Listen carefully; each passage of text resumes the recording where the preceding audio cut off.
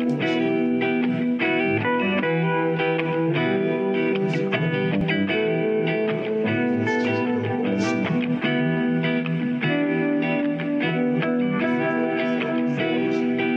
meditated. Musically meditated. Musically meditated. Welcome to Musically Meditated Podcast. I'm your host, Joe Riley, and I have my co-host here, the Serbian sadistic Suge Knight, a.k.a. Sreten Jovanovic. How you doing, Sreten? What's up, man? I feel like you're painting the wrong picture to the people about what I'm actually don't like. Be sensitive. I'm like a teddy bear. I smell like cotton candy. Right on, right on. Well, we have a very special guest with us. We have Dave Karski from Hey My Man Podcast. Hey, what's going on? How you doing, man? Good. Great. Thanks for coming to Green Door Studios here, Green Door Network. Hey, you guys got like a whole block. We do, right? Like Yeah. Suge Knight? Exactly. So maybe you're right on the money. We like to give off that impression. Right. But Dave, please introduce yourself. You are, I'll say this much, you are the OG of the podcast game, your first podcast in the region. So As far as I know. Okay. So just real quick, I do a podcast called the Hey My Man Podcast. Some people call it Hey My Man. Some people call it the Hey My Man Podcast. I write it both ways. I'm not even sure which it is at this point in time. But so basically we do, myself and the guy I podcast with, his name is Ben. We do a podcast where we basically get together and we say that kind of stuff that most people are afraid to say. So what I mean by that is, if you want to complain, everyone has complaints about their neighbors, their wives, their kids' teachers, their baseball coaches, all that stuff. And most people are, they're nice and sweet and professional and wouldn't go out of their way to bad talk these people. So we do that for them. So pretty much an open book. I do most of it, and Ben likes to call himself a sniper. Well, he'll jump in and he'll add stuff here and there, but you guys are a pretty positive podcast. That's one thing I really like about you. We are not. We're positive about being negative, and a lot of that comes. It's very tropey. From I think me being Jewish, and it's just a very Jewish thing to do is complain. That's right on the money. I heard you talking the other day about Serbian people being. Was it you that was saying that they're fiscally?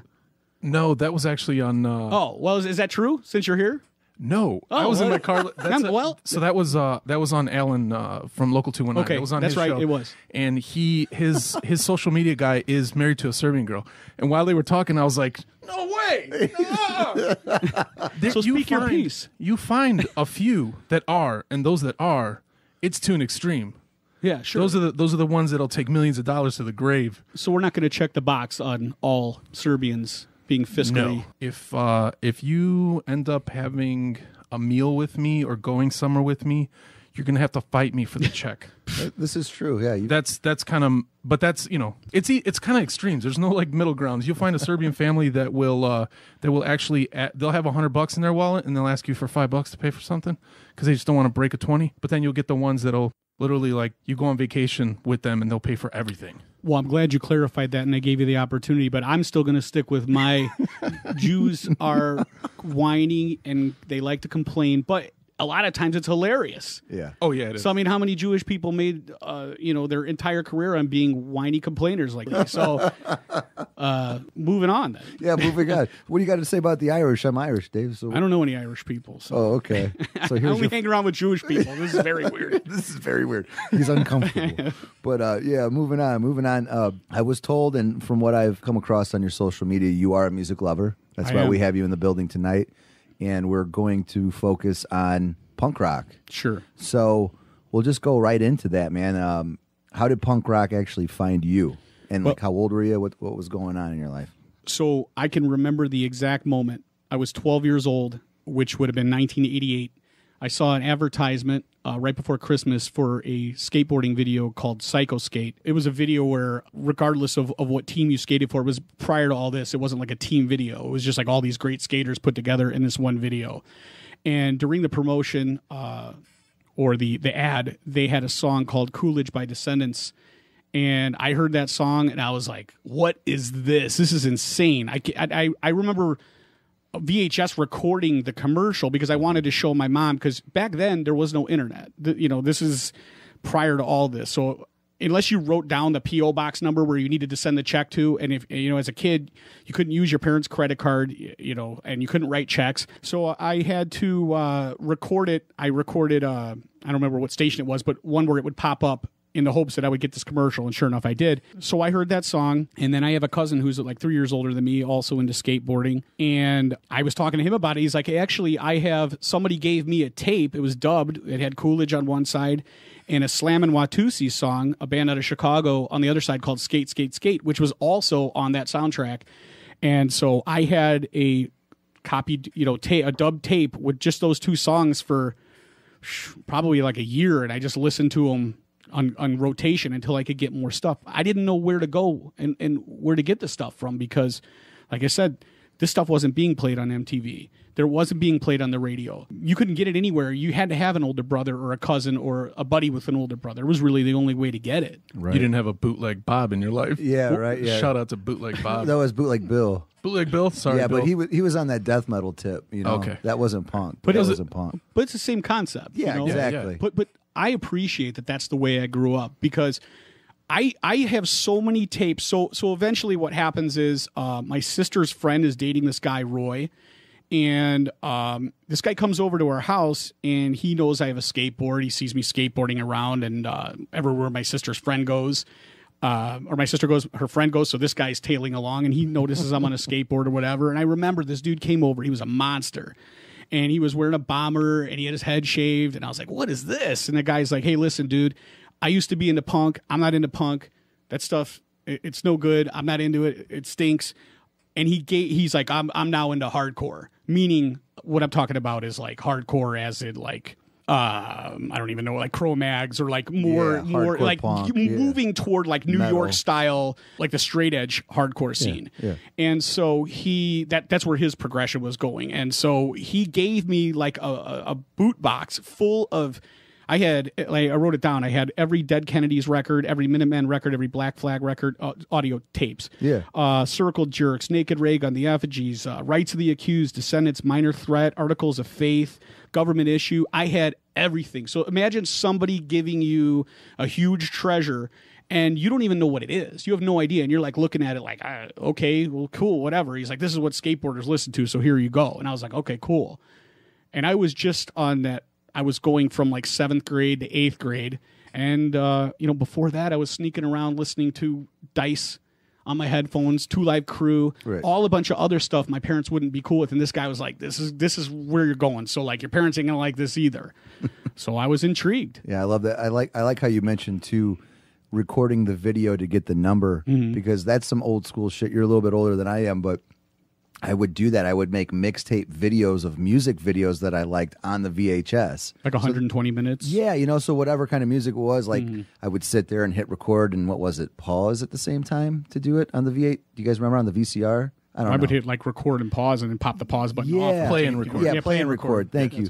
So I would do that, make my own mixtape VHS mixtape videos, so we would hang out and spend the night, like just put that in and just watch the videos over and over. So yeah, that's very nostalgic. I remember that. And I like how you brought up the fact how you were introduced to punk. I didn't really get into punk until like late teens, early 20s because of the fact, like how you said, you either had like a friend or a family member. All my friends, all of us, we were into either hip hop or heavy metal. My parents weren't listening to punk rock at all. No uncles, no nothing, no like sisters' boyfriends. So I just kind of accidentally fell into it like 18, 19 years old. But backtracking, like obviously Green Day, that was huge when that came out. That was more pop punk. And then, Kurt Cobain. But the first band that I got into was Black Flag. We'll get there in a little bit. But, it's weird how that works out. Like, well, we're probably going to, just before we do, we would normally have had this argument if it had been a couple years ago on you saying, and I know, like, hey, this is Green Day, that's punk. Well, qualify that, it's pop punk. This is how I feel about that. If you would have talked to me when I was 13, 14, 15, I would have absolutely said in no way, shape, or form is that punk rock. Get that out of my face. Right. I was so myopic about what was punk rock. And so what had happened was nobody around me, I was the guy. I had the tapes. This Roy had moved on down the road. I never even saw the guy again. Have no idea what ever happened to him. What an influence he had on your life, though, right? Yeah. The guy's name is Roy Booth. I have no idea where he is. What up, Roy? Yeah. So this guy changed my life forever because I had a buddy who played drums, and he was real big into Led Zeppelin and Black Sabbath. His dad played drums. In fact, his dad is cousins with the Styx. So his dad grew up in a musical family, and the kid had drums. So I was like, dude, we ought to get in a band. And as I started listening to this music, I was like, this is something we can do. A lot of it. You know, you listen to the Germs, and you're like, okay, there's some technical guitar stuff there, but we can get there. It's not that hard. The very first song most people learn when they pick up a guitar is Mary Had a Little Lamb. And I learned Mr. Gridlock by Naked Raygun. It was like the first song I learned I just by plinking along. I quit guitar lessons after like the third lesson. I was like, it's just not for me. I guarantee none of those guys took guitar lessons. In fact, I know they didn't take any guitar lessons, you know, for the most part. That's the beauty of punk, yeah. Sure. It doesn't have to be technical to be good. But the argument I was trying to circumvent is the one where, like, you go, hey, this is punk, and then you double think that and go, well, I know you like punk, so I'm not going to say that's punk. I really don't care at this point, but I would tell you before, and I still get viscerally, you probably see it on my face. When somebody says that, I do like the cringe, like, But with that being said, at this point in time, I missed out on a lot of music. I missed out on a lot of things because I was just like one of these vegan hardcore people, not vegan or hardcore, but that's how I looked at this scene. It was like, this is my scene, and I was the one that spread this out. And so I felt like I was the arbitrator of what this scene in the Tri-Town area, Northwest Indiana, was going to be for the people that I could reach. And I was like, I'm going to say what is cool and what isn't cool. And if you like this, you're done. And it's funny that you mentioned that because when I was growing, like same age group, you had to be either metal or punk. Like you couldn't do both for whatever reason. You know how that is when you're younger. Like you can't be into both scenes, or like it just wasn't cool. So I think that's why I kind of shunned the whole punk scene during my teenage years, because all my friends, all of us, we were into heavy metal, death metal, grindcore. You know, hardcore is kind of what got me into it too, because there's a lot of punk within hardcore too, you know. But yeah, at the young age, like you just have to pick a flag or a color, so to speak, you know. So this is where I'm able to cross over a little bit, is because I'm skateboarding, and the skateboard culture at that time was predominantly punk rock music or like surf music, surf punk, whatever. And so some of the people, I went to Lake Central High School in St. John. There's 870 people in my freshman class. So in every class, there's like almost 900 people. So imagine, there's like 4,000 kids in the school. But this group of punk rock / skater kids was very small, and they were very protective of their group.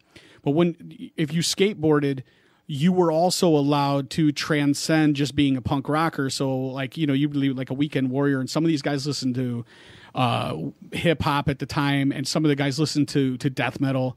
And so you could kind of cross over, but like when you were with your own people, you definitely listened to you were flying the flag. Like you could wear a Dead Kennedy shirt, but you could listen to Godflesh if you were with those people. But you weren't listening to Godflesh if you were with the punk rock, especially me, because I felt like I had a responsibility.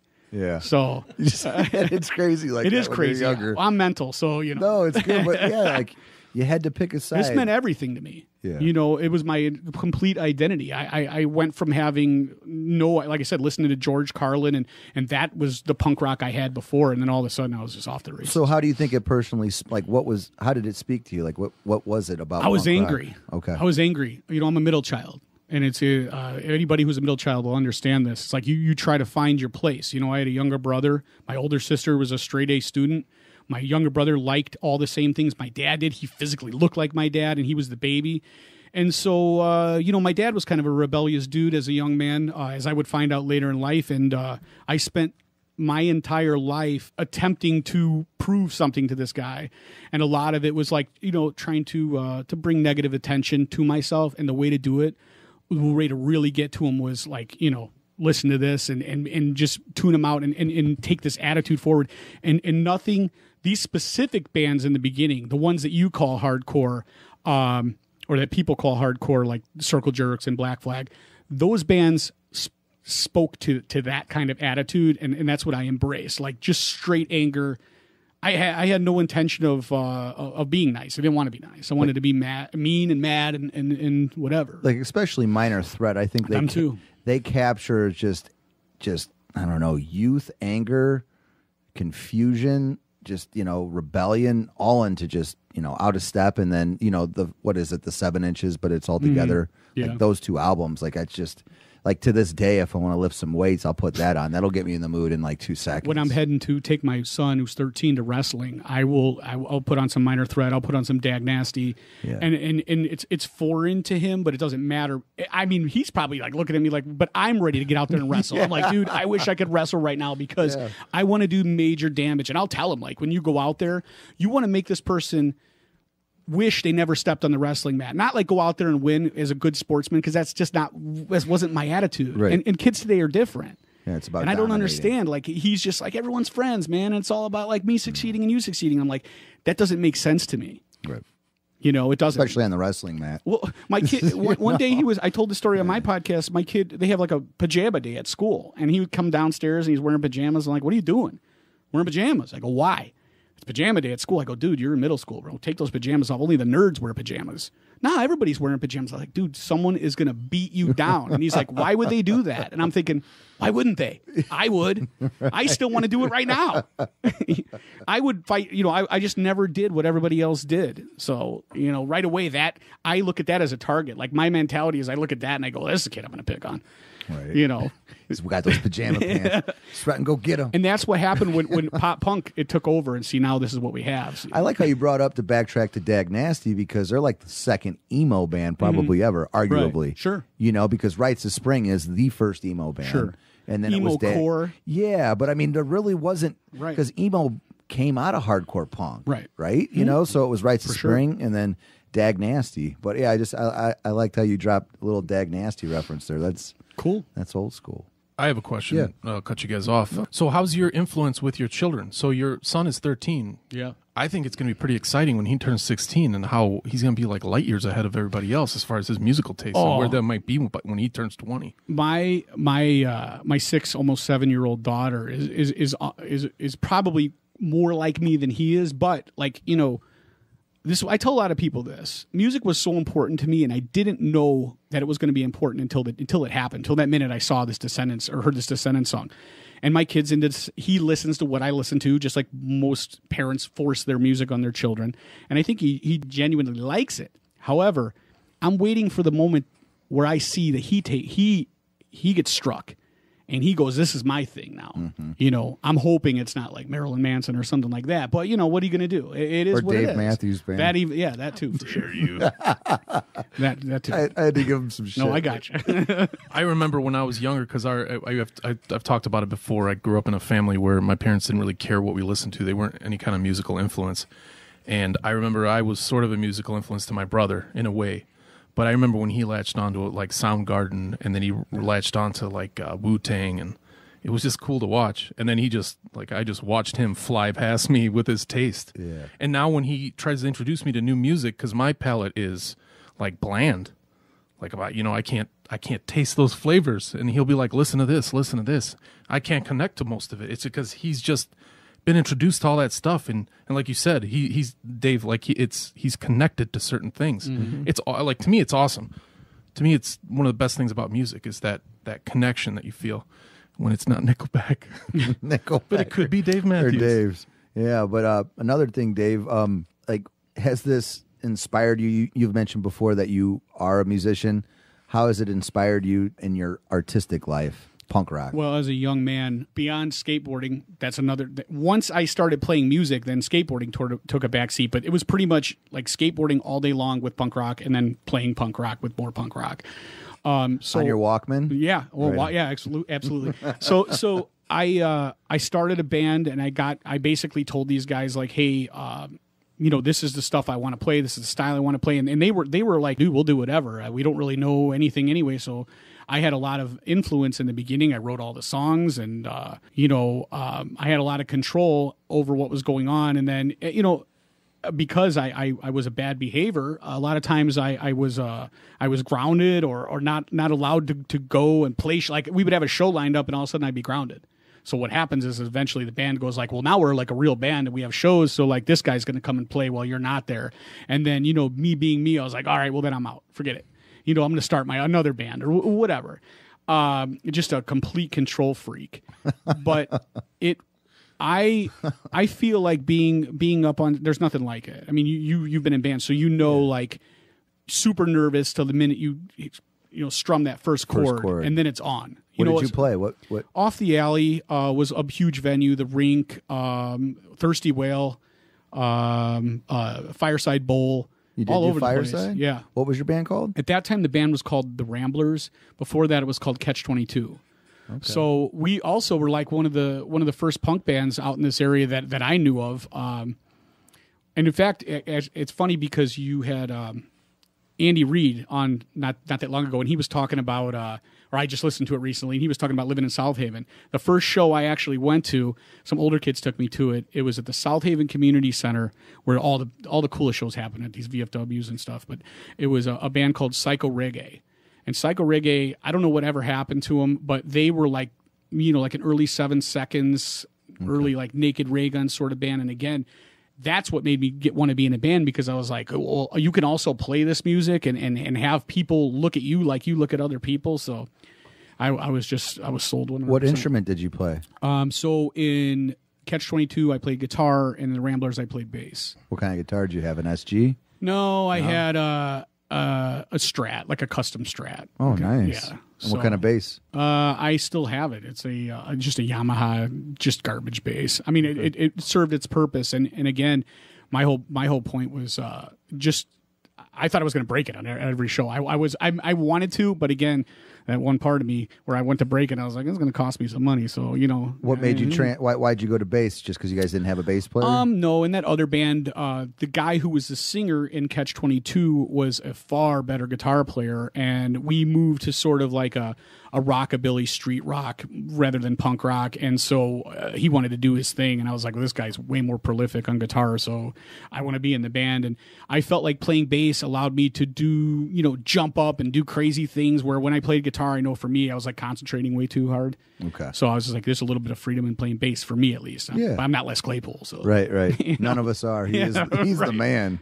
He's definitely the man. But yeah, let's transition into some hardcore punk bands that I from talking to you earlier, that I know we could really dig deep into. And the first one is Black Flag. Like I mentioned earlier, I really wasn't into punk rock until my late teens, early 20s. In my experience with Black Flag, like, I loved Henry Rollins. I knew who he was. I knew that he was in a band named Black Flag. I knew that Kurt Cobain loved Black Flag, and he was with Chris Novoselic at a Black Flag show, and that's how Nirvana came up. So I knew the history, but I didn't really know, because it was hard to find that kind of stuff at a young age. But I was at this like garage party or whatever, and they were jamming Black Flag. I'm like, yeah, that's Rollins. They're like, yeah. I stole the CD. It was damaged. Sorry to whoever CD that was, but I stole it, and I've been in love with Black Flag ever since. But like we talked before, you were more into the early Black Flag with Keith Morris, correct? Right. And why is that? Well, Keith is a small, in stature, he's a small dude. He's outrageously angry, especially at that time. I don't know what he's like now, but I'm assuming he's probably still the same, just like I am. I got to see him with Off not too long ago, and he was great. Yeah. And so I looked at this guy. He was like Lenny Dykstra. Like, I looked up to Lenny Dykstra. I was like, here's a guy that's small, in stature like I am. But Dykstra was on that juice, though. Yeah, man. Well, I mean, eventually. But I'm just saying, like he also has that punk rock ethos. That like, that's his mindset. If you listen to him now on Howard or wherever he's at, like, you're like, dude, this guy's totally punk rock. But so Lenny, it was the same thing. Like, I looked at this guy and I was like, well, I could be that. But he has this like really weird affect when he speaks. He is like the epitome of California, brah, surfer sort of lingo.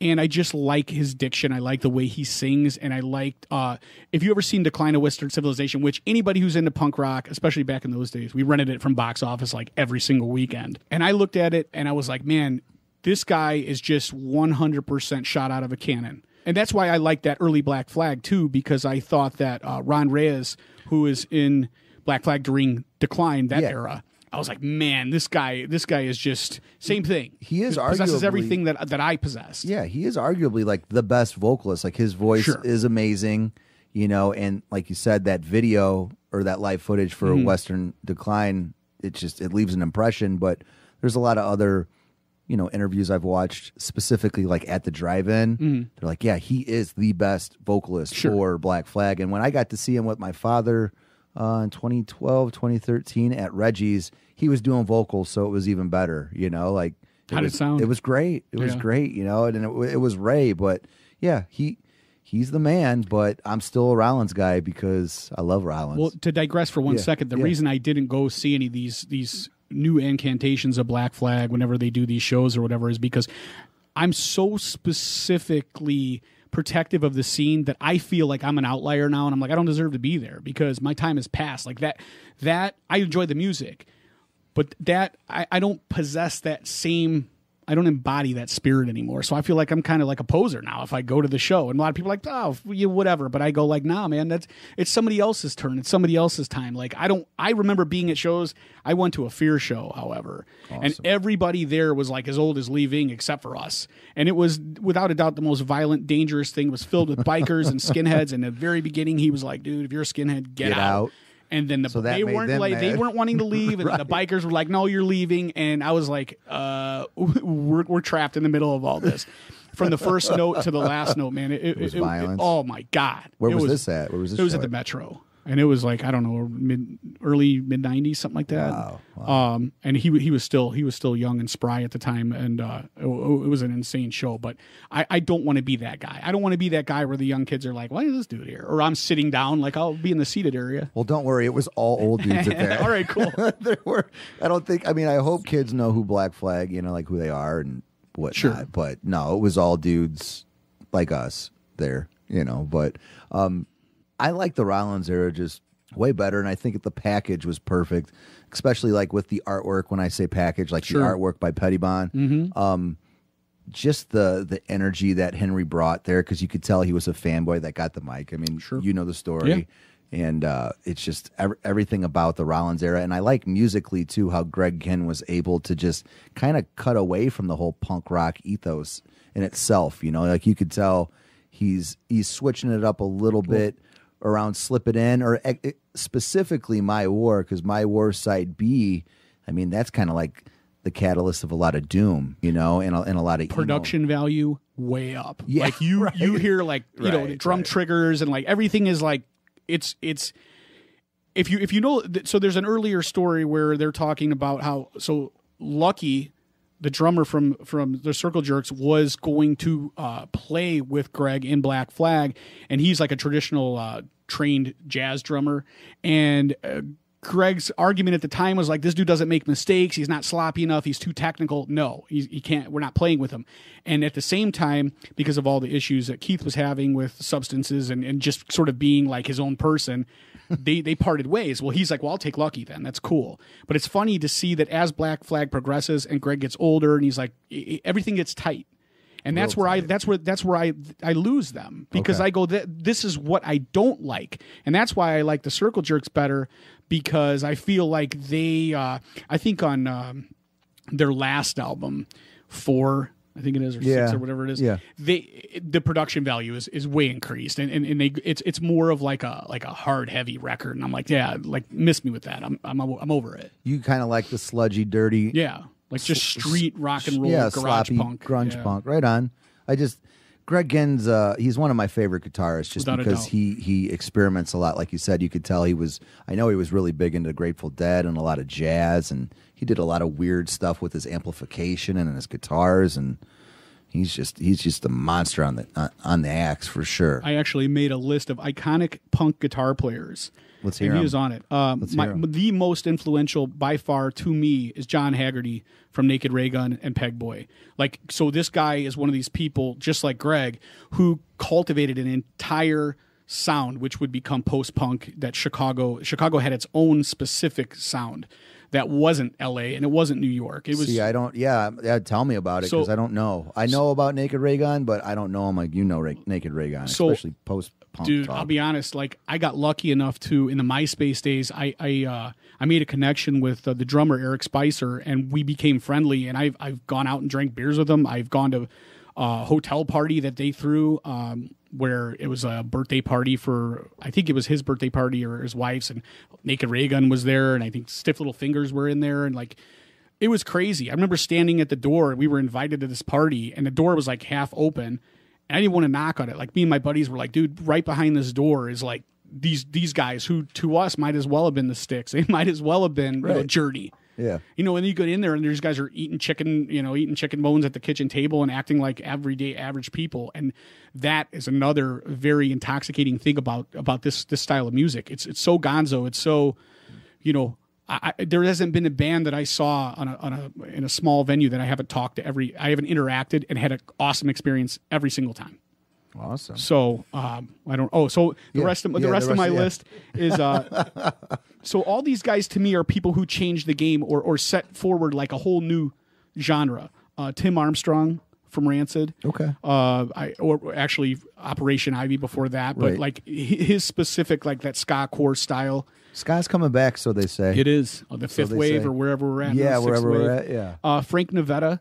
Or Stephen Egerton, both from Descendants, but Frank being, I think he's just got like more of a raw. So that first record, I got to see them at Riot Fest a few years ago. Milo Goes to College is still my favorite album by them. Yeah, it's just my personal All. favorite. I think it's my favorite. But, All's good too. Yeah. And who do I? Oh, East Bay Ray from the Dead Kennedys, because he was one of these guys that put effects. So he's got like, phasers and flangers and all kinds of different like choruses that are like subtly put in there, which you didn't usually hear. It's usually just a driving wall of power. And this guy's got these like surf. It's like, he's what's the he surf doing? guy. Yeah, like, he's the surf. It's crazy. You can do this punk. And it's still hardcore. Yeah. Johnny Ramone. I'm sorry to cut you off, but I did get to see. I saw them this year, and I got to see East Bay Ray. Yeah, and he was great. I mean, I forgot how old they are. No disrespect. Yeah, no, right. He was still tearing it up. Yeah, yeah, right on. So Johnny Ramone. Obviously, yeah. D Boone from Minutemen. So he plays like it's like a clean channel like jazz funk, but still a punk band. Really awesome. If you're not familiar with them, I will definitely link you to some of their best stuff. Yeah, I know some Minutemen, but not in depth, probably like yourself. But that's what's awesome about punk is you could throw all your little spices in there from other genres, and it's going to work. Billy Zoom from X and John Doe both, because they had this contrasting style where Billy Zoom was also like a sort of a rockabilly player, and then John Doe was like a straight, like also a rockabilly player, but had more of like a rock edge. So in Congress with each other, it was a really cool sound. And then Steve Albini, obviously, the best. I mean, this guy created a whole subgenre thing of his own. He did. That nobody else is a part of except for him, but he's got like all these bands that play that same kind of music that are all his. And his guitar tone. I still want to know how he made the guitar strap go straight around his back. I've tried to duplicate. Have you ever seen it? No. He wears it like almost like a belt, like a seat belt. Really? Like in the back seat of a car. It doesn't strap across, crossbody. Did you ever get to see Big Black back in the day? No. Okay. Never. Because they were around just for a short amount of time, correct? Yeah, there was a touch and go anniversary party, which I kicked myself from not going to.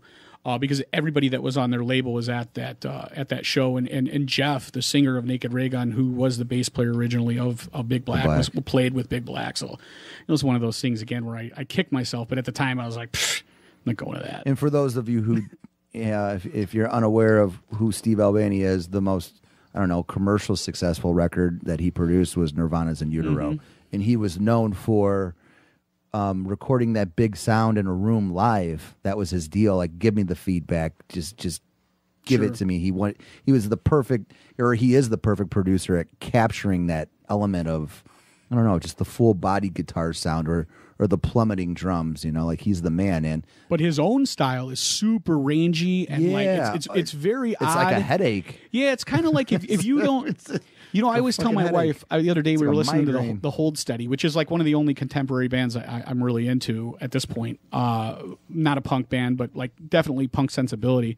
And she's like, I can't stand the singer. And I was like, it'll grow on you. Trust me. Because I was the same way. And then I was like, all right. Yeah. So that's how like Big Black, it's like in the beginning, you're like, this doesn't even sound like is this even right? Like, what is he playing a note or is he just banging? And then you get it, man. It just moves you. So it does.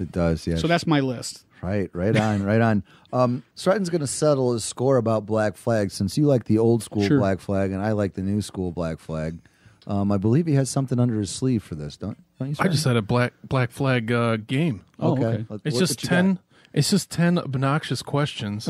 You guys might both walk out of the studio after this. But And if not, we're going to buy you a pair of sweatpants. Do I get a Dave. buzzer? no, we don't do buzzers. What we do is if you know the answer, well, I'm just going to go back and forth on this one because we're not going to do this competitively. We're just going to casual competition. No wrestling. in I know, yeah, sweatpants. no wrestling, no intensity. Right. So it's a combination of true or false questions, and then at the end, there's 10 questions. At the end, it's just I got a would you rather question, and then I kind of want to test your DIY limits. So it's just kind of how DIY are you? So first question is for Joe. Okay. And this one's Personal. no. Ready? True or false? In 1984, Henry Rollins was irritable for an entire year because of an incident he couldn't get past, in which he was writing a new song and he accidentally rhymed the word dummy with tummy. False. That is correct. All right. Thank you. I agree with my man here. Yeah. I was going to say, I mean, generally he was probably irritated, but when you put in that specific thing as Dummy the and reason for tummy? making him irritated, yeah. Yeah, I think he was irritated He was all probably of irritated, 1984. but not necessarily about that. But he is a poet, so I could see it. It's a good question. Well, yeah. So, all right. Yeah, ready, Dave? Yeah. Which one of the following guys was not a member of Black Flag? Ready? Had a lot of Keith fun. Morris, Stephen Egerton, Chuck Dukowski, and if I pronounce it wrong, forgive me, Bill Stevenson, Des Cadena, Henry Rollins, or Andre Charles. Yeah, or Andre Charles. A member, like, as in should I even qualify it? It wouldn't like they were ever on a If you're struggling, have they ever this is- played with the? Are you asking? No, I'm this just going to go with isn't- Stephen Egerton. I'll reread it. That's my answer. My final answer either. So, way. so the answer there's like no debate that this person was not in Black Flag. So it's Andre Charles. Oh, okay. So you're incorrect. When was Stephen Egerton in Black Flag? I don't know. I Wikipedia'd it, Dude, so they've it had could a be wrong. million Yeah, I was going to say, members. like, They've had a if he million sat in, hey, members. listen, I got it wrong. Whatever. Just so you guys know, Andre Charles is RuPaul. Oh, See, shout out to RuPaul.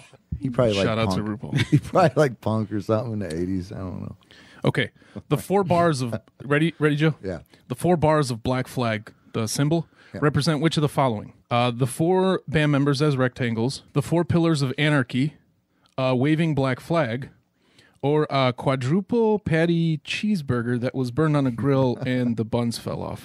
I'm sorry. I'm going to have to go with the waving black flag. That is correct. Thank you. See what I mean, Dave? yeah, He's got it. Ready, Dave? yeah. True or false? Black Flag was a band from 1976 to 1986, but took 6-month break in 1982 because drummer Roberto Robo Valverde was distraught and couldn't play. When asked why, he said, and I quote, dude, E.T. really messed me up. I'm going to say that's true. Yeah. And it's got to be true. That's incorrect. But hey, here's a quick tidbit. The 19 E.T. trivia? No. The 1982 Black Flag demos is by far, in my opinion, the best lineup and the best shit ever by Black Flag. They had Dez, they had Robo, they had Chuck on bass, Greg Ginn, and Henry. It's just the shit with the 2 guitars. Everybody check out those demos, 1982 Black Flag demos.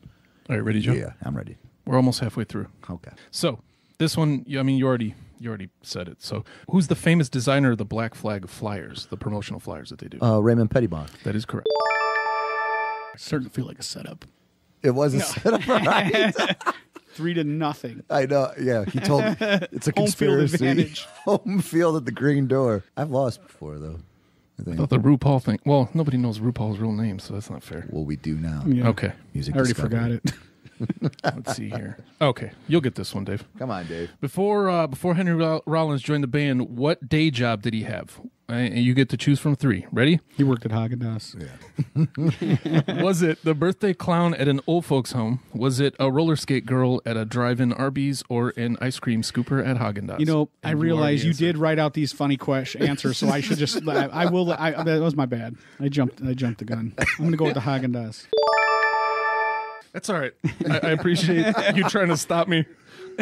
All right, so that's correct. So the score is 3-1. Ready, Joe? I'm ready. Which of the following were names Black Flag almost chose when deciding on a band name? Ready? Was it Umbros and the Extra Small Soccer Shorts? Was it The Devil's Hiccup? Was it Burp Singing? Was it Headbutts Over BJ's? Was it Starberry Rainbow Explosion? Was it Expired Shadow? Was it Manly Kick Punch Dance? Was it Adult Size Car Seats? Or Angry, what is it? Oh, or was the band possible name Angry at Our Mommies? What was number 2 again? The second one you read? Devil's Hiccup? Yeah. Yeah.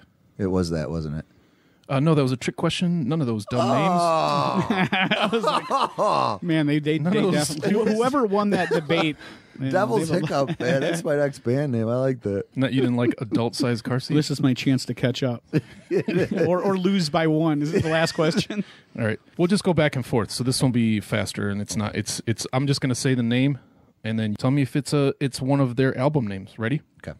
Dave, Damaged. Yes.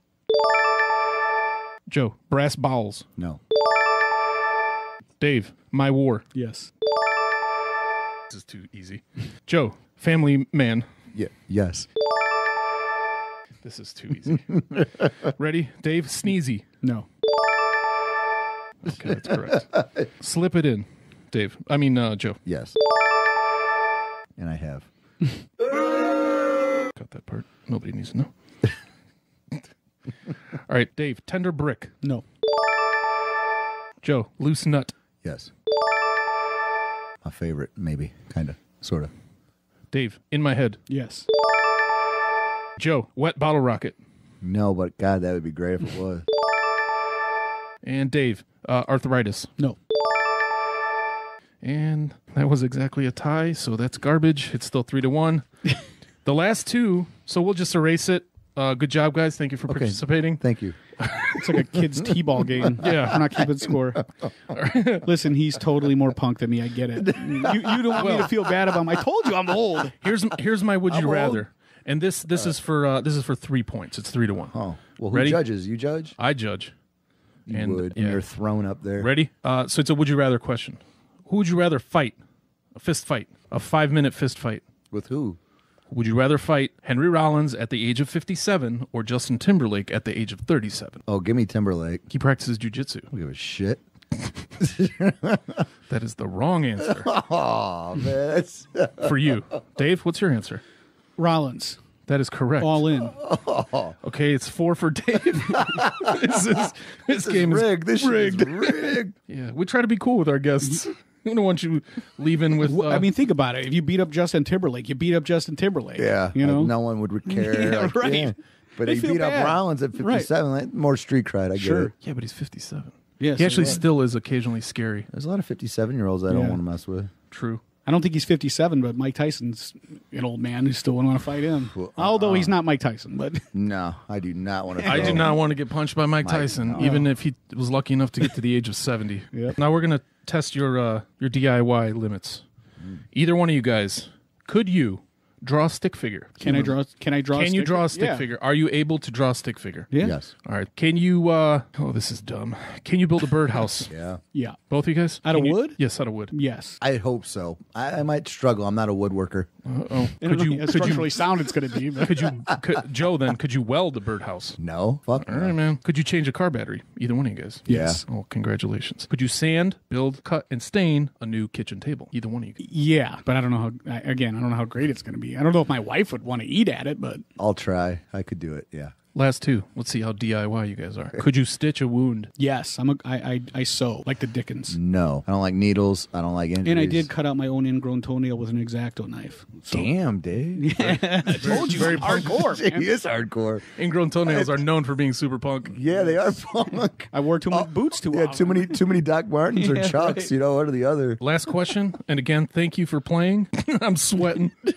Shredding, sweating. Could you fly a small airplane? How DIY are you? No, I don't like flying. Do I have to get it off the ground, or do I just need to fly it while it's already in the air? Look at him. Great question. Jesus. I think a lot of people get it off the ground. I think landing is the hardest part. So yeah, you got to get it off the ground. Do I have to land? No, you don't have Oh, to then land. yeah, I can fly an airplane. Yeah, Joe. Sure.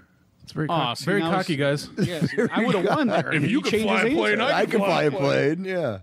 I don't know about cutting out an ingrown toenail, though. Yeah. Thank you for playing. We'll end in a tie. I apologize if anybody's offended by the final result, which is a tie. Well, Next time you come, Dave, I will have a better game. no, it was good. It was good. But, Dave, let's go back into that Chicago scene. Naked Sure. Reagan, did you see them live back in the day? Oh yeah. Well, I mean, not back in their day, but like since their resurgence. So I had, like I said, I had connected with Eric Spicer on MySpace, as did a lot of other people, and so they came back and they played a secret show. This is prior to the first Riot Fest, so that was starting. It was gearing up to happen. That was in the works. Okay. So Eric sort of reached out to a bunch of people that were like, Naked Ray Gun fans, and were like, hey. And I guarantee this to everybody that he talked to. Don't tell anybody. I'm telling you, but there's going to be a private show. We're playing under. It was a Ukrainian name that they called the band, and we're going to be playing. It's Naked Ray Gun, but it's going to be called this. So like, go. And it's going to be Naked Ray Gun. So like a select group of people went, saw that show, and then Riot Fest had the first Riot Fest, second Riot Fest, third. I don't think they play it anymore. Okay. But yeah, so absolutely, not in necessarily their heyday, but in my when I was still young enough. Any other Chicago punk bands you'd like to shout out? Like while I was that you saw live in a band, we were constantly, like I said, at Off the Alley. We were up at Fireside. So one of the best performing local bands at the time was a band called Slapstick, and Matt Skiba was in Slapstick. He's bass player. Remember that name, dude? They were like skacore. They were skacore, yeah. Okay. But just an amazing performance. And that place is a venue that if you didn't get to go to it, like I hate to do the like, hey, I was there and you weren't, but it was one of those opportunities, just like Off the Alley, which was a juice bar. You couldn't get alcohol, but it was a place to be seen. And if you could venture out a little bit farther, all the way up to, I think it was on Fullerton, downtown where the Fireside Bowl was at. Like I said, I saw the Vandals there. I saw Agent Orange there. Everybody that came through town that was a bigger name that wasn't big enough to play the Metro, or maybe was on the downside of their career, was like Agent Orange had. They were a little bit older. They were playing there, and like I said, they were as close as I am to you right now. In fact, Mike Palm blew a fireball out of his mouth, and it singed my hair. How close I was. Nice. Yeah, man, the old Chicago scene. We've had other guests, but that Fireside Bowl always comes up. Yeah. And that's so cool because, I mean, I dirtiest bathroom I've ever been in my life. Well, go across the street here to Main Street in Hobart, Indiana. That's a pretty dirty bathroom. Yeah. But, yeah, that was a nasty bathroom. And I always remember the drop ceiling there. Remember? Yeah. Like people, I've talked about it before, but just punching holes in it, and it's just nasty. Well, if you go back, like on YouTube, I think AFI, there's like a bunch of shows that you can go back and see where we were recorded there. And man, it brings you back, because the place smelled like stale cigarettes and just that, like, that was one of my first forays into going to a place that served alcohol before I was old enough to go, because their bar was separate, so you would go see all ages shows, and it was small, so like people would be coming in and out with drinks right in front of, not like anybody cared anyway, but so it was like being in a bar, and it's the first time you smell that smell of like this beer and cigarettes have been sitting there all night and spill all over the carpet. On the ground. Oh yeah. So, and it was in a terrible neighborhood. You didn't know if you're going to come out and your car was still going to be there. If anything was in your car, it wasn't going to be there. That's when you know it's a good show. Yeah, when you're absolutely. in the hood, basically. That's what I say about Chinese restaurants. If you go in and they only have like 1, 2, 3, 4, and 5, and it doesn't really explain what it is, that's the best Chinese restaurant. Yeah, it is. Go to. It's very true. Very true. And now, how about worst punk rock shows you ever been to? Well, I hate to say this because I like both of these bands. Keep it real. The worst show I ever saw, unmatched, was from Outcome the Wolves. It was a Rancid show. I took some younger guys there because I was a little bit older at the time that their parents weren't going to take them. So I was like, I'll take them. And Sounds creepy, but that's cool. I fell asleep. I was sitting down. I fell asleep. To this day, that to me is one of the most solid records. And that's one of those bands where people go, well, Green Day is not punk, how's Rancid punk? We're talking a bit different animal. Rancid is 100% a punk band. Agreed. Legit. Matt Freeman, one of the best bass players. I mean, just gets intricate for a punk band. Like, he does some crazy stuff. But anyway, Rancid I fell asleep at. And I saw Social Distortion one time where I had seen him about 6 months prior to that. And Mike Ness literally came out and did a scripted, if you hear their live record, he did the same crowd interaction 6 months after I just saw it. I was like, he told the same stories with the same gusto, and I was like, come on, man. Yeah. Come on. Yeah, that's... But I did... punk rock. To go back, I did see a Descendant show in Elgin in the early, probably like 96, and it was like probably their first resurgence. And they came out literally, hey, we're the Descendants. And they played every single song they had in their repertoire in, I don't know, like an hour and 5 minutes or less. Zero talking, zero crowd communication. Nothing. And it was balls to the walls, the most fun, awesome performance I've ever seen. It was crazy. It was just an all around great time. Like every song I love. There's not a Descendants song that I don't love.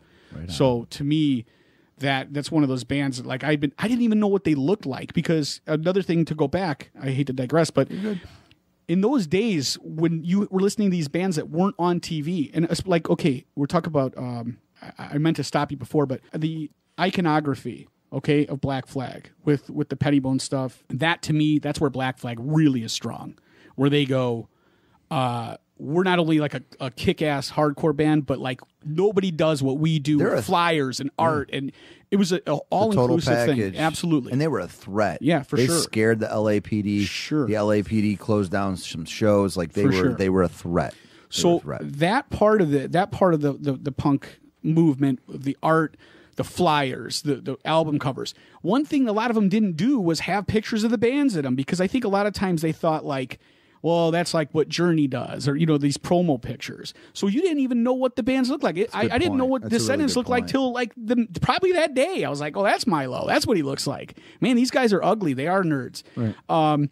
So Naked Raygun always had they had pictures of them in there, so I knew what those guys looked like. But and they look like Chicago, pipe fitters and plumbers, which is what these dudes are. They're blue collar, whatever. Blue collar working class, man. But the majority of these bands that were on the West Coast and that were around at that time, they had this crazy cool art and flyers and this, that, but you really didn't know what the band looked like. So, that was always interesting to see these guys. I remember seeing Dick Human from the Subhumans, and I was like, oh, it was Citizen Fish at the time. And I'm like, man, he's an odd looking person. That's probably why they didn't put him in the album covers. It's true. They weren't the most handsome of It's true. fellas. Well, they put the Ramones and Kiss both. Remember Kiss took their makeup off one time. Yeah. They put it right back. The Ramones were by far the ugliest band of all time. Kiss is pretty bad.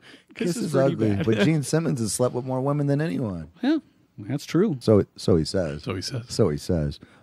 Let's move on to a little segment called "I Don't Like What You Like." Okay. I mentioned it to you through message, so you could start off. Is there something that everybody likes that you don't like right now? That everyone likes right now, or something I've never liked that everybody likes? There you go. We'll do that. Where do I start? I don't like a lot of stuff. Right. This list could go. Ben's probably sitting there right now listening to the guy I podcast with. Here we go. But I'm gonna say I hate Temple of the Dog. It's the worst. Oh, wow. And when people go I like Temple of the Dog. I was just at a show. Ben's band was actually playing. He's in a band called One Timer. And somebody was at the show, and they're like, "Hey, play I'm going hungry or whatever." And I was like, "The worst song I've ever heard. It's terrible. Please don't play it. It's a load of crap. It sucks." It's self-aggrandizing. It's a bunch of dudes who sing extremely well, who should have done something different than been in rock bands. I don't know. Well, I mean, what else could Chris Cornell or I don't know. What else could he do?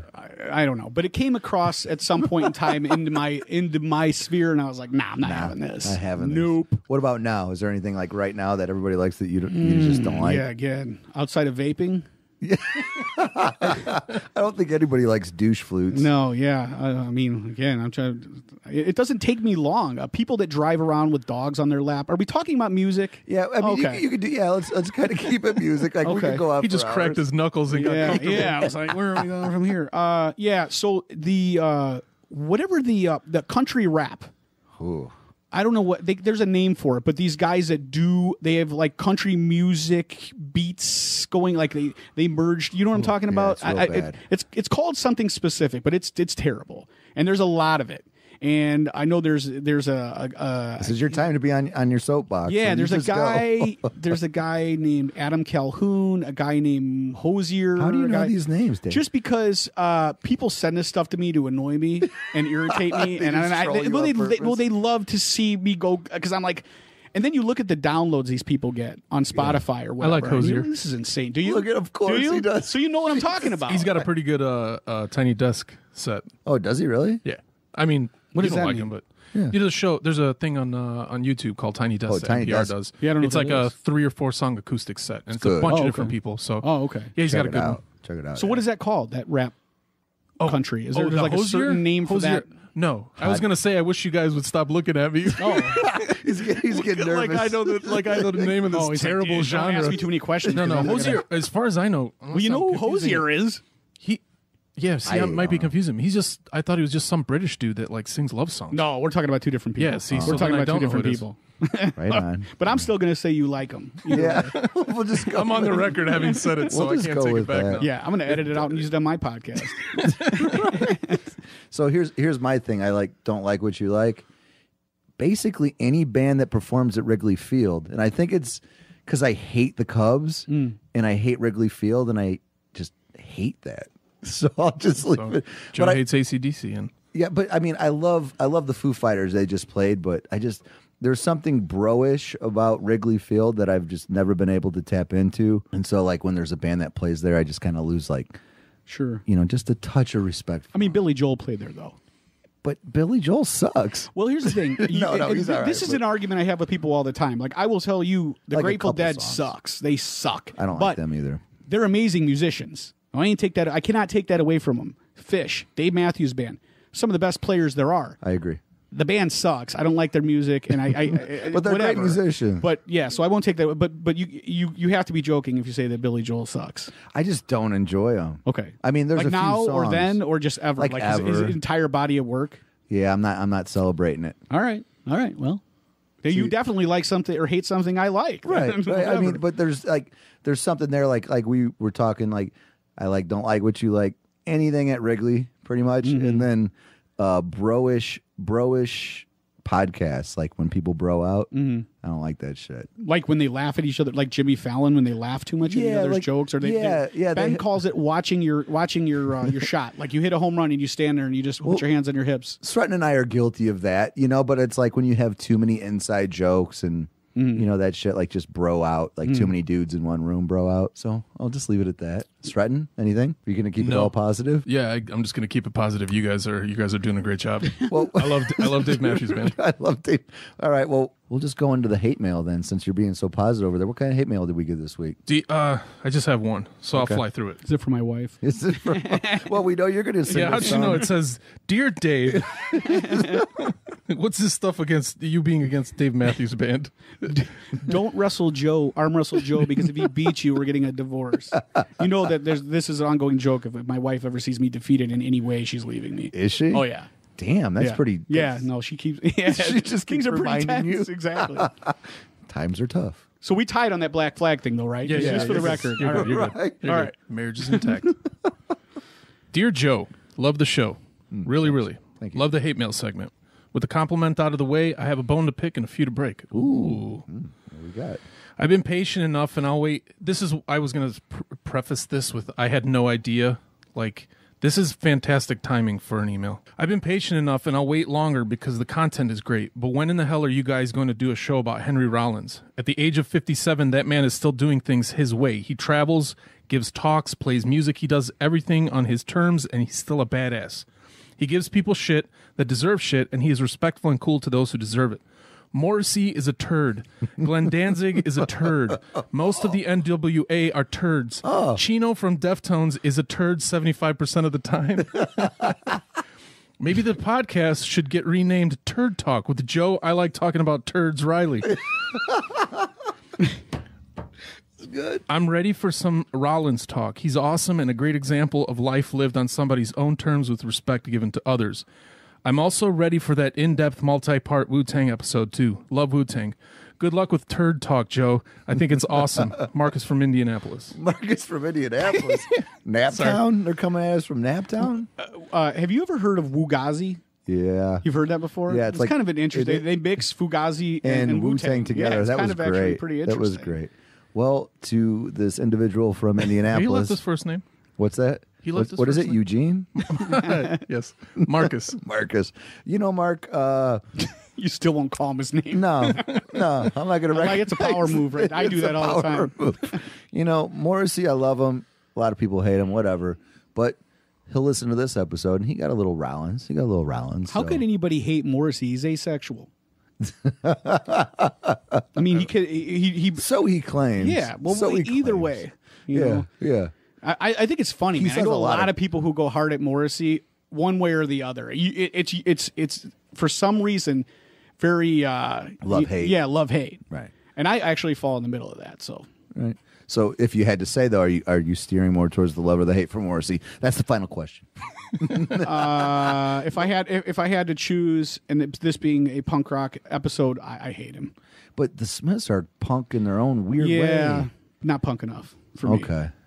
Okay. Fair enough, Dave. Fair enough. Sreten, throw him out, would you? Throw him out. We're going to give him this Morrissey knows where the LP. door is. Right? We're going to give him this Morrissey LP to take on his way. But Dave, thanks for coming, man. We really appreciate Dude, it. awesome time. Awesome. Yeah, we really appreciate it. So everybody, please check out his podcast, Hey My Man. It's on all listening platforms, correct? Yes. And Yes, social it is. media. He's doing a lot of the sticker love, putting his stuff over there. For sure. On everything, we might have to put some musically meditated stickers over his stickers. Do it. A little friendly rivalry. But thanks for coming out, man. I will. I would love to say that I'm going to reciprocate, but I don't know that I am. Only because I don't know what to talk to you about. Like, if you want to complain, if you want a platform to complain, just give me time. Yeah, if you want to jump on the bandwagon and also air some grievances, you come on over and we'll get that done, or we'll come here and we'll get it done. That way you don't have to come because I don't get to have a studio. I sit in my basement. Just check Sreten's messages on his phone from me. All my text messages. I have a lot of grievances. Well, I can allow you we'll call you something else. You could pick your name and then you could just come on there and air your grievances. Yeah, I'm down. I got a lot of shit. You can complain about my wife if it makes you feel better. That way you don't have to. It doesn't affect anybody in your personal sphere. Well, I don't have any wives to complain about anymore. But maybe in the future. I like being positive. Me too. Thanks for coming out, Dave. Yeah, thanks, Dave. All right, man. Later. Adios. I'm musically meditated. That's right. I'm musically meditated. That's right. I'm musically meditated.